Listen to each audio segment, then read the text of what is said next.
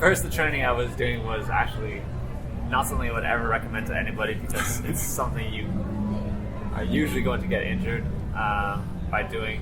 I would dunk every single day for 3-4 hours a day on average. Wow. Sometimes up to 9 hours in a day. I was just so hooked and obsessed. If I didn't dunk on a day, I would be at home and I would shake. Like I needed it so bad. So after I did that for like a few years too. But eventually I finally made a jump to proper high jump training. Okay. So weightlifting, a lot of core, eventually adding in like ball handling. And that's still the training I do today. I kind of wish I would have done it like a long time ago, but at the same time, all that dunk training every single day has really prepped me for dunking now, because 3-4 hours a day used to be me dunking on low rims, like 8 feet, 9 feet. Mm-hmm. So all the dunks I used to create, now I can do them on 10 feet. I've heard a lot of trainers say, and I've seen a lot of guys, I guess, that, like you said, jump a lot. They practice dunking a lot. If they can't dunk, they try to grab the rim. They continually try to do it until they are able to do it. Then they up it some more. Sounds like you're a big believer in if you want to. One of the things I'm assuming is if you want to be able to jump higher, you have to jump a lot. That is definitely the number one thing. People always ask for the number one exercise, and it's tough to give you a straight up answer on, like, say, squat or deadlift. But I can definitely tell you that, just jumping as high as you can, as many times as you can, is very simple and the most efficient way to jump higher if you're going to pick one thing.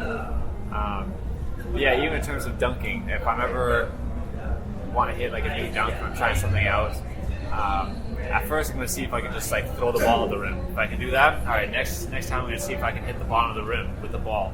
Next time I try and get my technique, I look at the video, see, okay, maybe I have, let's say I'm doing between the legs, I'm bringing it down like this. All right, next time I'll keep it up a little bit higher. And the next time, instead of bringing it out, I'll go like straight up. So I always try and fix it, so you bottom rim, middle rim, eventually in the rim, hopefully. Okay, it's great. It's just amazing to hear you speak about it like it's so simple when it's obviously not. Yeah. But dunking and the type of dunking that you do requires more than just a vertical jump, correct? Like there's a certain amount of it's almost gymnastics or acrobats that you would have to do. Is that just something that you practice a lot, or will you practice that separately on top of the jump training? What's really tough is trying to fit in. Because a lot of times, let's say you're trying to hit a new dunk, the only way you can do it is by practicing that dunk. And you can't dunk all day, that's actually bad for jumping if you do it so much.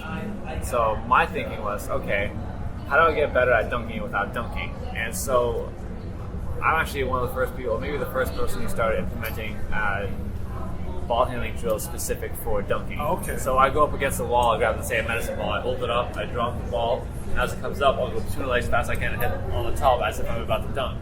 And so I invented a bunch of drills for myself so I can get my hand speed and coordination a lot better without actually having to do the dunks themselves. And that I can do for hours on end, right, without hurting my training.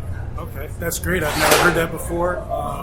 That's great tips for my listeners. Only a couple more questions. One would be, I've seen your YouTube videos. How much do you think YouTube and your presence on there and the videos that you made helped your rise to where you are now, traveling the world, dunking at All-Star games and whatnot? I mean, the one thing that happened in my life that really changed my whole dunking career, at first I was just at home. I was just a dunker that would dunk every day, and everybody, in the dunking community knew about me, but nobody would really give me a shot.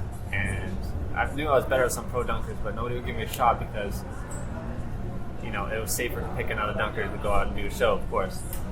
But then finally somebody took a chance on me, and it was just for fun too. It wasn't like, it was just because he believed in me. It was Nils Wagner, owner of Hoop Mixtape, and he flew me out. He's like, you know what, we're gonna make a video called "Best Dunk in the World." I was like, I didn't even think I was good like that, So I was like, man. But he really made me believe myself. He's like, all right, first day you're gonna hit 720. I was like, you're crazy, In my head, I was just like, that's crazy. But I was like, okay, let's do it. First day, I hit a 720, and from then on, it literally just took off. he's the one that filmed my scorpion dunk, lost and found dunk. And I like that one. That's sweet. Oh yeah, lost and found dunk's probably my favorite one. And just having him around really just pushes me. When we live together, we're always thinking like new dunk ideas, new video projects, and go to the gym with a list of dunks to hit. And every time we go, I hit like multiple new dunks never done before.